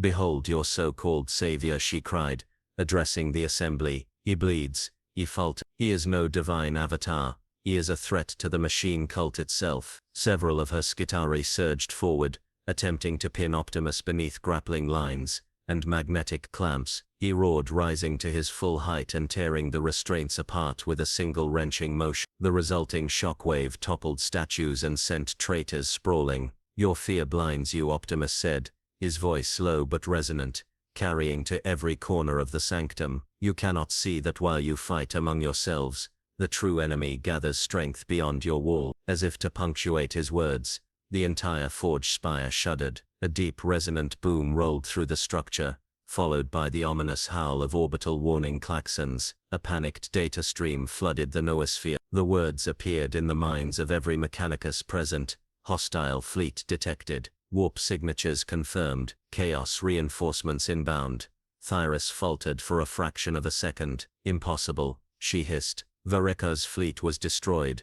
Ked's lenses flared in alarm. Fragments remained, he countered. We should have purged the debris. They hid among the wreckage, waiting for us to destroy ourselves. The chamber descended into pandemonium. Loyalists and traitors alike froze, their internal targeting arrays confused by the sudden intrusion of new priorities. Above them, the colossal viewing panels opened to reveal the void beyond. There, emerging from the darkness like leviathans from a deep sea, came the vessels of Lord Vareka. Their jagged hulls glowed with unholy light, warp energy leaking from gaping wounds in their structure. Vareka's voice boomed across the forge world through corrupted vox channels, resonating with unnatural clarity. Stygius, a T intoned, every syllable soaked in malice. I return not as invader, but as liberator. While you squabble and tear at each other's throats, we have gathered strength. Now your god of iron shall kneel before the true lords of this galaxy. The timing was perfect. Panic surged through the Mechanicus ranks. Skitari scrambled to defensive positions, their formations breaking under conflicting orders. Loyalists shouted to rally the forges, while Thyras's faction whispered that the Chaos Fleet was proof of Ked's incompetence, or even collusion. Optimus realized the danger instantly. This is their strategy, he said, rising to his full height amidst the chaos. They do not need to conquer you, they need only to let you destroy yourselves, then sweep in to claim the room. He strode to the shattered center of the chamber, his towering frame illuminated by the molten rivers below. Listen to me, he roared, his voice overpowering even the alarms. You call me Iron Messiah, machine, here take it. It does not matter. What matters is this: the enemy is here now, at your gates. If you cannot stand together, you will all fall, and everything you have built will burn. For a heartbeat, the sanctum went still. Even the warring factions hesitated, torn between hate and survival. Then Thyras pointed a clawed macadendrite toward Optimus, her voice shrill with desperation. You would unite us only to claim dominion for yourself, she accused. This is his plan all along, to make us kneel beneath him as we once knelt to the Omnissiah. Her words found purchase among some, their fear twisting into anger. Skitari began to raise their rifles once more, but Ked moved to Optimus's side, his claw raised high. No, he shouted, his voice amplified across every channel. I have seen his heart in battle. He seeks not dominion, but defense. If you will not fight for him, then fight beside him, for your forges, your people, and your faith. The argument was cut short by the thunder of bombardment. The first chaos strike ripped through the upper levels of the forge spire, tearing entire towers free, and sending them tumbling into the industrial canyons below. Fire rained down as secondary explosions cascaded through Manufactoria districts. The choice was made for them. Even the most fanatical traitors could not deny the reality of destruction. Skitare formations snapped into order, their conflicting codes overridden by sheer survival instinct. Optimus looked to the viewing panels, his optics narrowing at the sight of Varakar's flagship looming like a floating cathedral of madness. He felt the warp's whisper brush his mind once more, seductive and sly. You cannot save them, Prime, but you can rule them. Let them kneel, and you will bring order through strength. He forced the voice away with an iron will. I will save them, he said quietly, because no one else can. Turning to Ked, he extended a massive hand. Rally your forces, show me your defense. Together, we will drive them back.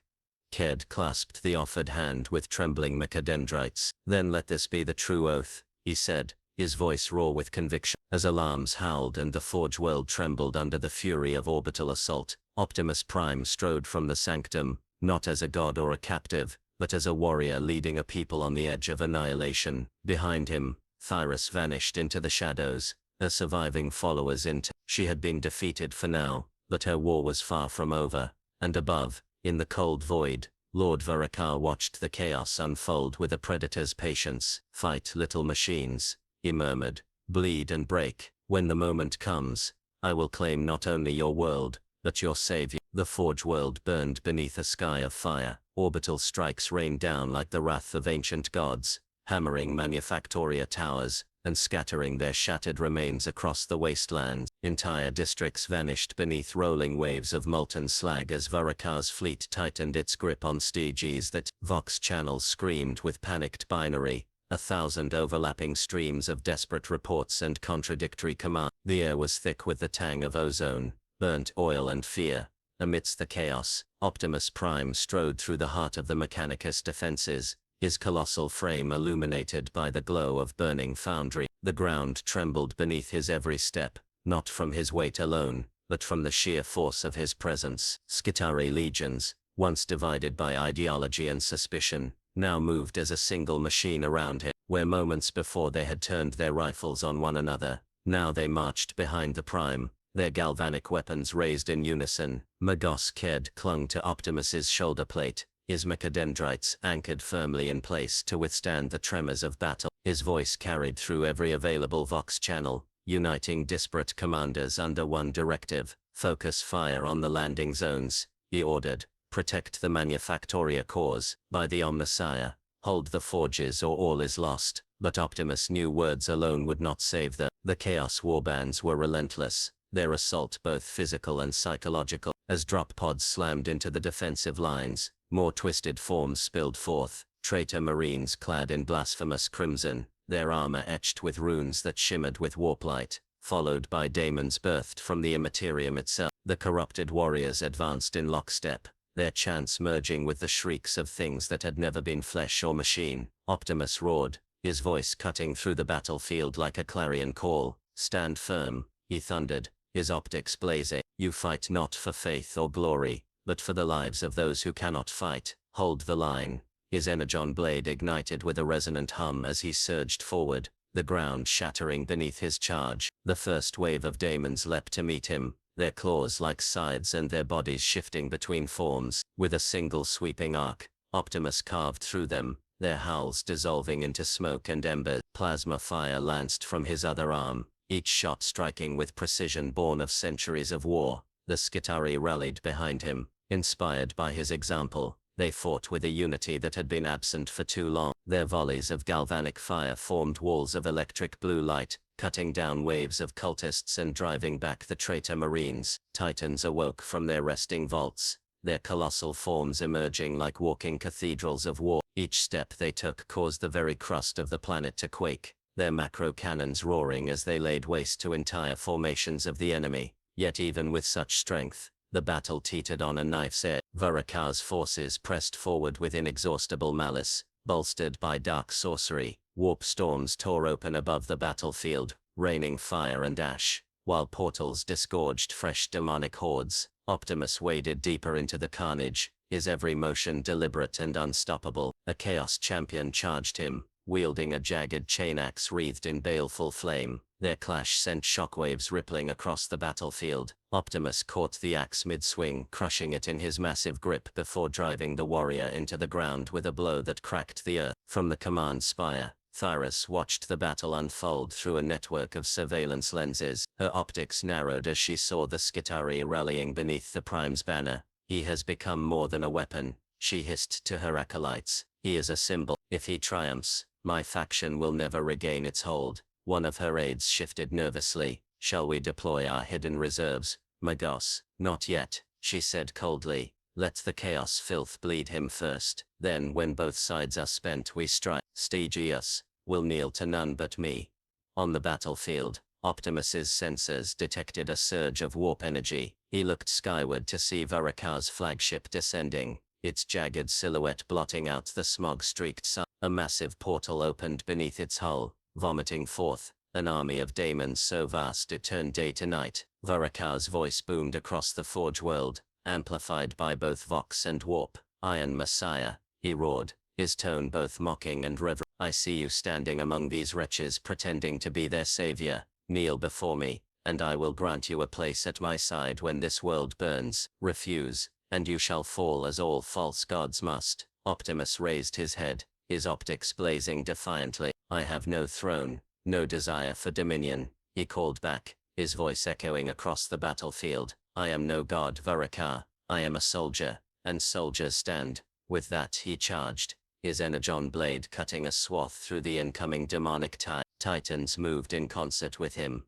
their weapons blasting apart the largest monstrosities. The Skitarii surged forward, their binary war cries merging into a single, unbroken scream of defiance. Varakar himself descended amidst a storm of warp fire, his form colossal and terrible, his armor shifted as though alive, demonic faces writhing across its surface. In his hands he carried a weapon that was both staff and blade, a relic of the dark gods. When he struck, the ground split apart. Optimus met him head-on, their clash shaking the spires of the Forge world. Each blow was an apocalypse in miniature, each strike a collision of faith and will. Around them, the battle seemed to pause, all eyes turning towards the titanic duel at its center. Varakar laughed, a sound that was more raw than mirth. "You fight for a people who will chain you the moment you win," he snarled. "Even now, they plot your downfall. I offer you freedom, Prime. Rule at my side, and you need never bow again."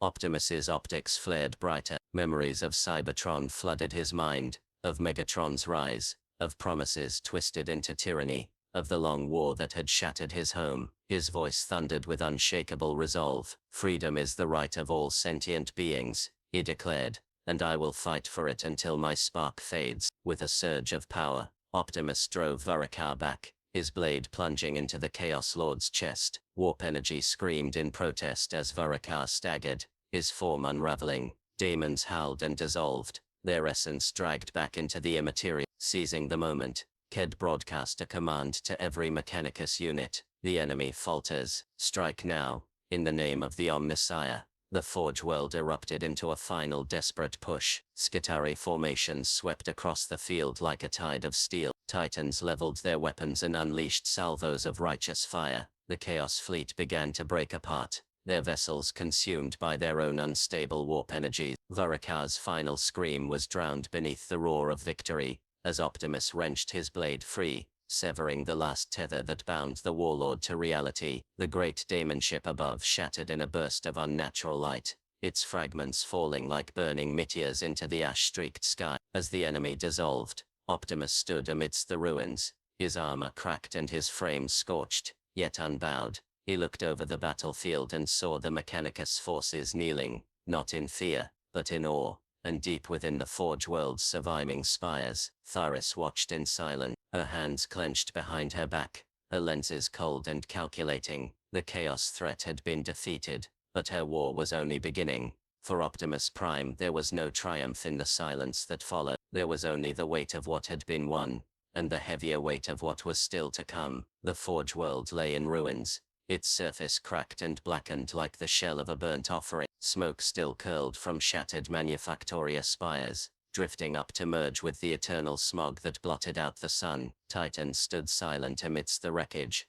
their once mighty weapons now dark and cold. The Skitarii moved through the carnage with mechanical precision, their binary voices reciting the names of the fallen, their words more like coded entries than prayers. Victory had been won, but it was a hollow, fragile Optimus Prime stood at the center of the devastation, his towering frame streaked with blackened scorch marks, and deep rents from Varakar's blows. His energon blade, still humming faintly, was embedded in the cracked ground beside him. The warriors of the Mechanicus knelt in ranks before him, heads bowed. Their worship was silent, reverent and suffocating. Optimus's optics dimmed. He had come to save them, not to become their god, yet every battle seemed to bind him tighter to their faith. As surely as any chain, Magos Ked limped toward him, his mecha dendrites scorched and twitching from battle damage. He bowed low, his optical lenses glimmering with fervent light. "You have delivered us," he rasped, voice crackling. The Omnissiah himself could not have wrought such victory. "The people will never doubt again. You are the Iron Messiah, and through you, the Forge world shall rise renewed." Optimus looked down at him, his voice low and edged with sorrow. "I am no Messiah. I am a soldier, remember that." Before Ked could respond, the ground beneath them trembled. A strange hum filled the air, not the sound of machines, but something deeper, older. Optimus straightened, his sensors flaring. It was not a physical threat. It was inside his mind, a vibration in his very spark. The world around him seemed to fade. The smoke, the ruins, even the kneeling soldiers dissolved into darkness. In their place came a vast, endless void, lit by a single, impossible light. From that light emerged a shape, a figure massive and regal, clad in armor that seemed forged from stars and shadow alike. Its helm bore no face, only a swirling vortex of energy that drew the eye and sickened the soul. Optimus recognized the presence instantly. "Varakar," he growled, "I struck you down. You are nothing but ash." The figure laughed, the sound echoing across the void like cracking stone. "You destroyed my vessel," the voice replied, rich and mocking. "But I am more than flesh and metal. I am a chosen of the dark gods, a shard of their eternal will. I cannot be unmade so easily." The void shifted, revealing visions all around them. In one, the Forge world burned anew, its towers toppling as demons danced among the wreckage. In another, the Skitarii marched in endless ranks, their faces blank, their voices chanting a single name, Varakar stepped closer, his towering form casting a shadow even in the lightless expanse. "You see it, don't you? The truth. These beings you fight to protect will never love you. They will worship you while it suits them, then bind you the moment you no longer serve their design. Even now, Thyris sharpens her knives. Even Ked plots how to shape you into the perfect tool." Optimus's optics flared. "I know their ways are flawed," he admitted, "but they are still lives worth defending. I will not abandon them." Varakar's laughter deepened, warm and seductive. "Defending them is futile. Look at this galaxy, Prime. Endless war, endless suffering, the weak devoured by the strong, again and again, until only ashes remain. You fight to preserve a dying spark, when you could wield the fire itself." The vision shifted again. Now Optimus saw himself standing atop the ruins of Stiath, his frame towering even larger, his blade glowing with unholy power. Titans knelt before him like supplicants. Skitarii legions marched under his command, their chants shaking the star, and above them all, a vast army of demons roared his name. Varakar's voice softened, coaxing. "You could rule this galaxy, Prime, not as a servant of the machine god, or the corpse on Terra, but as something greater. I offer you freedom, not the hollow chains of their faith, but true freedom. Cast off their false oaths. Join me, and together we will forge a new order. No more weakness, no more lies, only strength." Optimus staggered as the vision burned into his mind. For an instant he felt the weight of it, the power to end all wars, to bring order to the galaxy through sheer will. He remembered Cybertron's long war, the endless suffering of his people. If such power had existed then, could he have prevented that tragedy? Could he have saved his home? "No," he said, his voice cracking like distant thunder. "That path is the same one Megatron wore. Power taken through fear, through domination, is no salvation. It is only another kind of tyranny." Varakar's tone sharpened, turning cold and venomous. "Then, you are a fool. You will fight and bleed for them, and they will betray you the moment the smoke clears. Already, Thyras whispers against you. Already, the seeds of your downfall grow. When they come for you, and they will, you will remember this moment. The visions shattered. Optimus gasped as the real world rushed back. He stood, once more amidst the ruins of the battlefield, Ked, and the others frozen in place, oblivious to the psychic battle that had just taken place. Ked's voice trembled as he spoke. Iron Messiah, are you harmed? Optimus turned slowly, his optics burning with renewed resolve. No, he said, but the war is far from over. High above in the orbiting void, fragments of Varakar's flagship drifted silently. Within one shattered husk, something pulsed, an ember of warp light waiting, watching. And in the highest spire of the Forge world, Thyras stood before her private council, her mechanical limbs coiled like a striking serpent. Varakar is gone, she said coldly. Now begins our true work. The Iron Messiah must fall. Far below, Optimus Prime gazed upon the kneeling Skitarii and the crumbling spires of Steedizite. Varakar's words echoed in his mind like a warning. Though he had rejected the temptation, he knew the truth of them could not be dismissed. The enemy outside had been defeated, but the enemy within was only just awakening.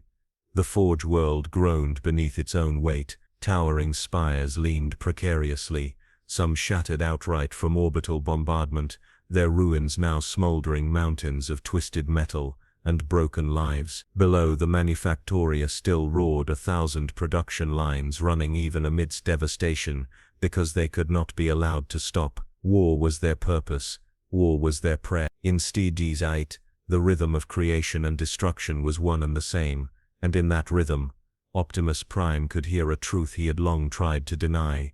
He stood upon a high causeway overlooking the central district, his towering frame partially wreathed in smoke. From here he could see the scars left by Varakar's assault. Craters yawned where once factories had stood, now filled with molten slag that glimmered like rivers of blood. Lines of Skitarii and servitors carried wreckage away with mechanical precision, their binary hymns echoing like the tolling of bells. And yet beneath the rebuilding there was something wrong. Attention coiled tight, like a gear forced to turn against its design. Magos Ked stood at his side, his body rebuilt and augmented after the battle. The majority of his flesh had been burned away, replaced now with polished adamantium plates and humming plasma coils. He seemed less human than ever, his voice a grinding monotone. Production must not falter, he rasped. The forges must continue. War waits for no world, not even one wounded. Optimus's optics narrowed as he looked down at the endless laborers below, each one reduced to a cog in an unfeeling machine. Your people have barely survived annihilation, he said. They need rest. Time to heal. Ked's mechadendrites twitched, his tone sharpening. Rest is a luxury we cannot afford. Chaos is shattered, but not gone. Imperial tithes must be met. If we fail, other Forge worlds will take our place, and then they will take our lives. He gestured toward the factories, where smoke belched from newly repaired chimneys. Strength is survival. Iron Messiah. Without it, we are nothing. Optimus turned away, his massive hands curling into fists. Varakar's words returned unbidden, like poison in his mind. They will chain you, use you, discard you when you are no longer useful. He had denied the Chaos Lord's temptation, but he could not deny the truth buried beneath the lies. These people saw him not as an equal, but as a symbol, a weapon to wield until he broke beneath their expectations. From the shadows behind them a voice cut through the smog-choked air, and when that weapon no longer serves their purpose, it said cold and smooth, they will cast it aside. Optimus and Ked turned to see Thyras arose, flanked by a cadre of her most loyal acolytes. Their crimson robes flowed like spilled blood, their augmentations gleaming with ritual oils. Her expression was hidden behind her mask, but her voice carried the weight of a dagger pressed to a throat. You speak of survival, Ked, she continued, descending the steps toward them. But your version of survival is stagnation. You would bind us to old ways, to the rotting corpse of terror and the dead will of the Omnissiah. You call Optimus Messiah, yet you fear him more than you revere him. Ked's mechadendrites lashed angrily. Your words are heresy, he spat. You twist doctrine to suit your ambition.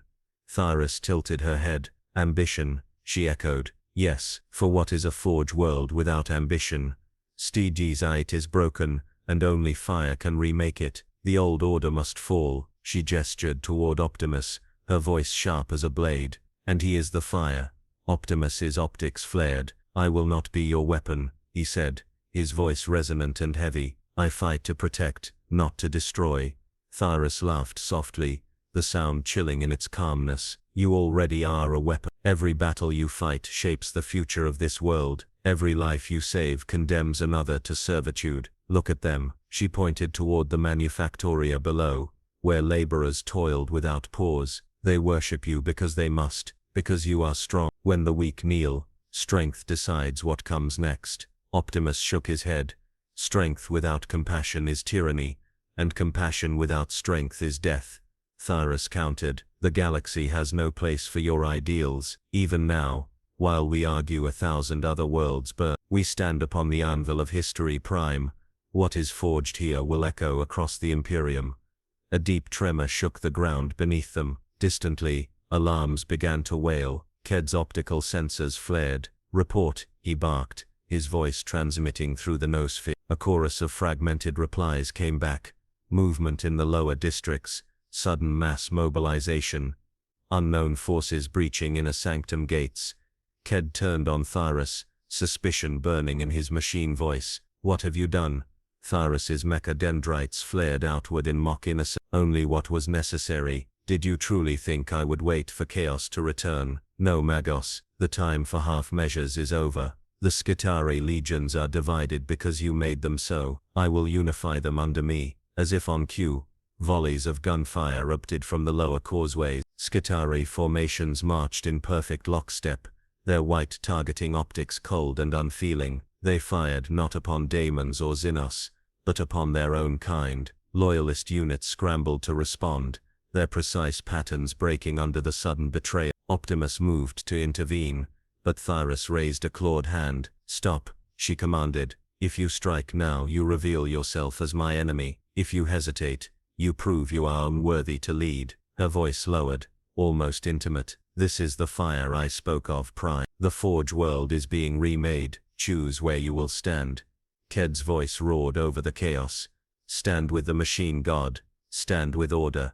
Thyras countered, her tone like silk over steel. Stand with freedom, with power, with truth. The words tore at Optimus like physical blows. Around him the forge world crumbled into civil war. Titans powered up, and turned their colossal guns upon each other. Manufactoria towers became fortresses. The sky lit with the fire of orbital weapons brought online against their own defenses. And then, amidst the cacophony, another sound rose, a terrible, familiar whisper. The warp surged through the cracks in reality left by Varaka's assault, its voice slick and eager. Yes, let the fire spread. Let them burn away their weakness. You will rise from the ashes, Prime. Take the throne that they fear to give you.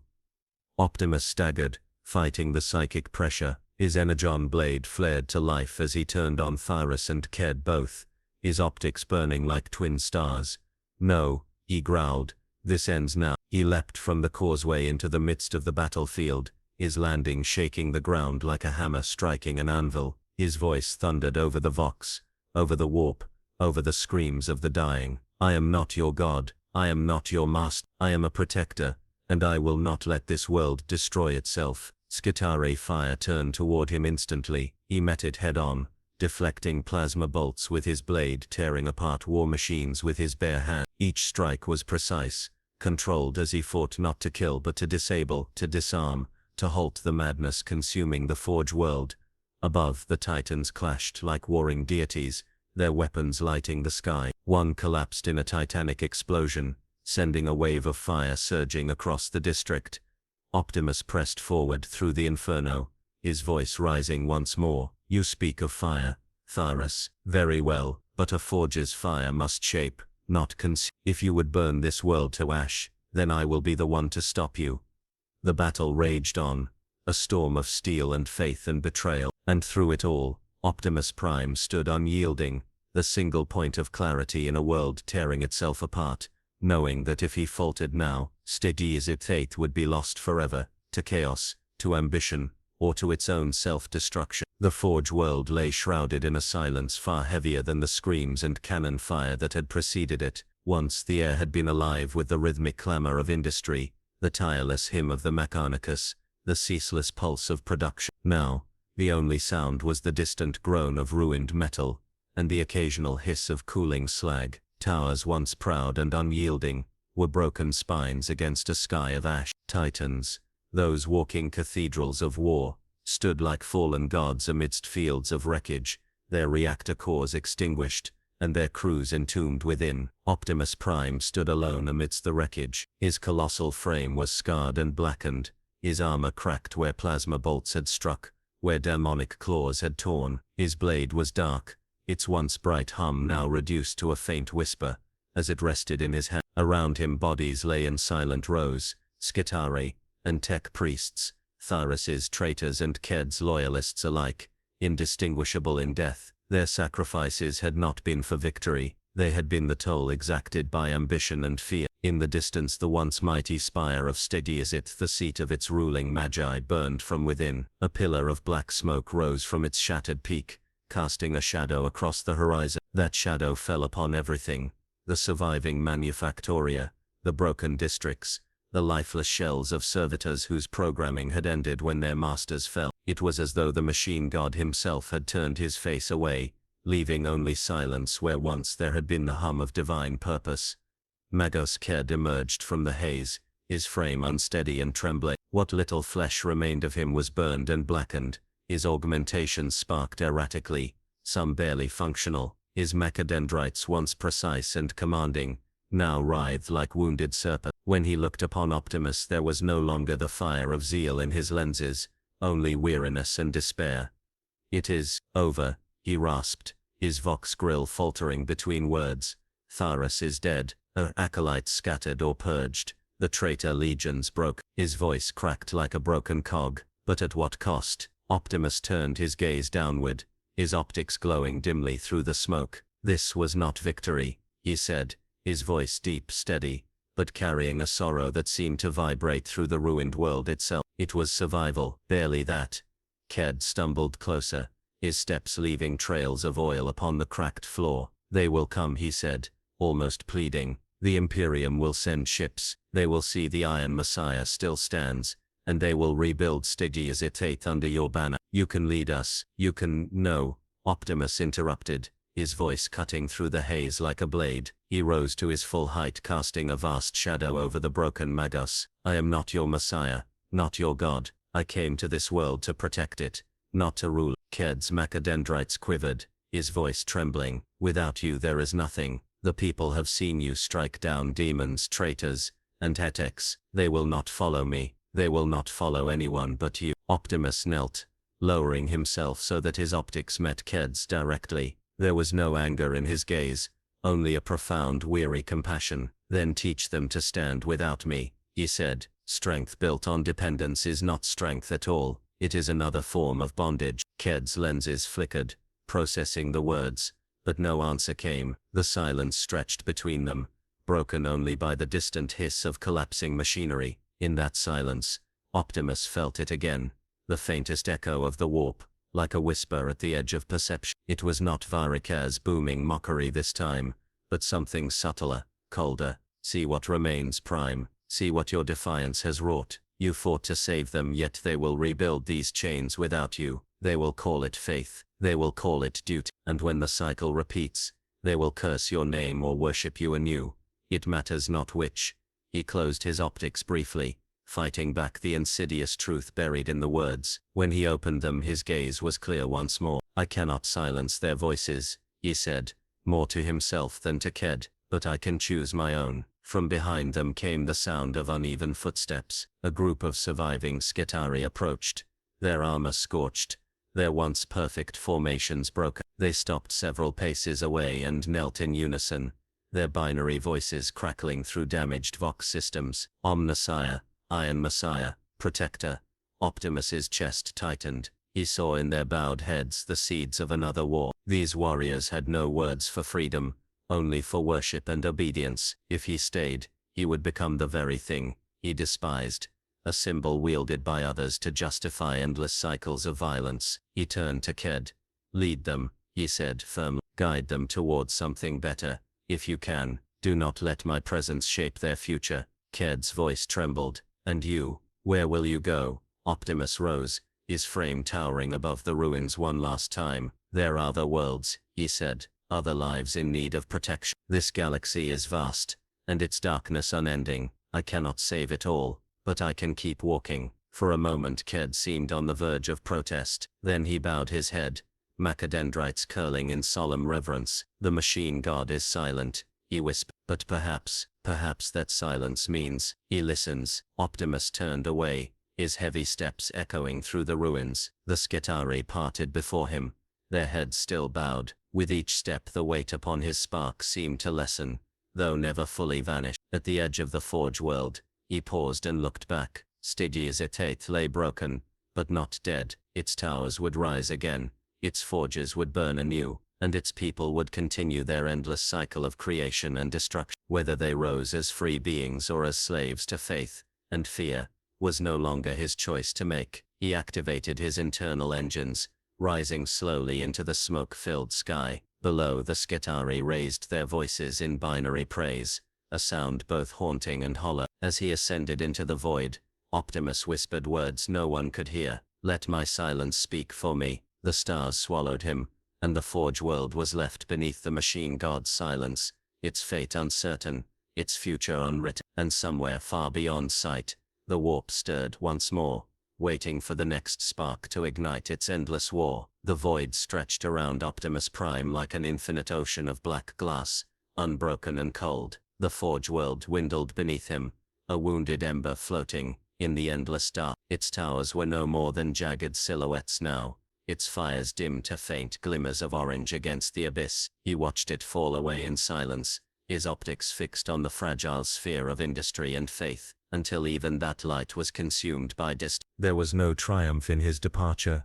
only a grim understanding that his presence there had been a catalyst for both salvation and ruin. Within his core his spark pulsed steadily, a rhythmic echo of his resolve. The stars ahead beckoned, countless points of light scattered across the dark canvas of the galaxy. Somewhere among them there were lives in need, battles to fight, wrongs to be set right. That truth was simple and unchanging, a constant amid the chaos of alien wars and strange unending faith. Yet the silence of space was deceptive. It was not empty.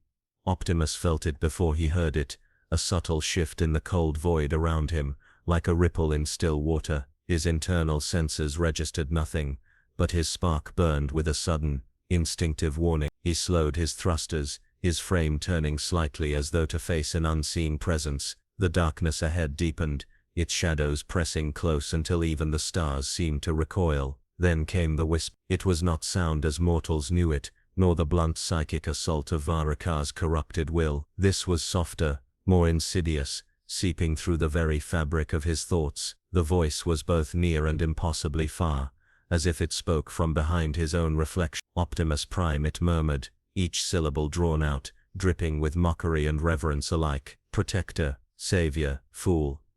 Optimus's optics flared, casting twin beams into the surrounding dark. I have faced this trick before, he said, his voice steady though his spark thrummed with unease. Varakar is gone. Chaos will find no hold on me. The darkness seemed to ripple, and laughter followed, a sound without breath, without form. Varakar was nothing but a blade, a tool. Did you think his destruction ended the hand that wielded him? No, Prime. We are the storm that shapes the blade, the fire that tempers the forge, the architect of every war you have fought since you first took up arms. Visions ignited around him, not as solid images but as shifting reflections within the void. He saw Cybertron at war, cities in flames beneath the shadow of Megatron's armies. He saw the endless wars of the Imperium, worlds burning beneath banners of black and gold. He saw Stygia's Etate, rebuilt and whole, only to tear itself apart again in another cycle of betrayal. And through it all, the same pattern: beings raised to power, worshipped as saviors, then cast down when they no longer served their purpose. Optimus clenched his fists, his voice a low growl. You twist truth into chains. I will not be bound by it. The whisper grew sharper, the void trembling like a living thing. You are already bound. You carry their hopes like shackles, their faith, like a weight upon your spark. Even now, as you flee the Forge world, they whisper your name in prayer. They will rebuild their idols, Prime, perhaps of metal, perhaps of flesh. It matters not, and when the next war comes, they will call for you again. They will need you, and you will return, because you cannot bear to let them die. The images shifted again, showing him standing upon 1,000 battlefields. On each, different faces looked up at him, with the same expression, awe mixed with desperation. Behind them, towering statues rose, each carved in his likeness, each proclaiming him savior, destroyer, ruler. No, Optimus thundered,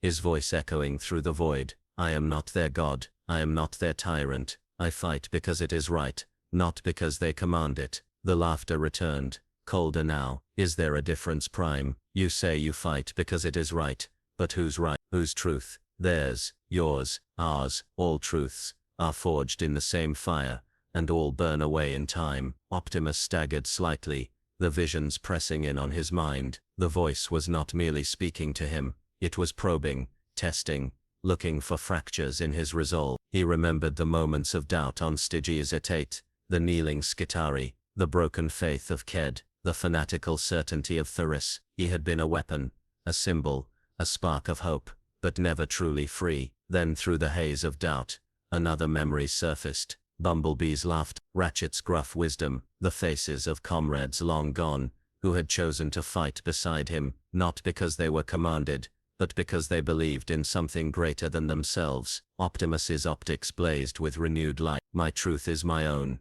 he said, his voice steady and unyielding. It does not come from worship or fear, it comes from choice, from the freedom to act, even when the cost is unbearable. The darkness writhed, the voice hissing in frustration. You cling to freedom, as though it were a shield, but freedom is chaos. It births rebellion, destruction, endless war. You have seen it, Prime, you have bled for it, and still, it devours everything you love. Perhaps, Optimus admitted, but it also gives meaning to the fight. Without it, we are only tools, weapons forged for another's hand. I will not be that. For a moment, the void fell silent. Then softly, almost fondly, the voice spoke again. You are strong, stronger than most, but even the strongest fall when the weight of the galaxy bears down. Remember this, Optimus Prime, when you stand alone at the edge of all things, and you hear only silence in answer to your call. We will be there. We are always there. The darkness receded like a tide,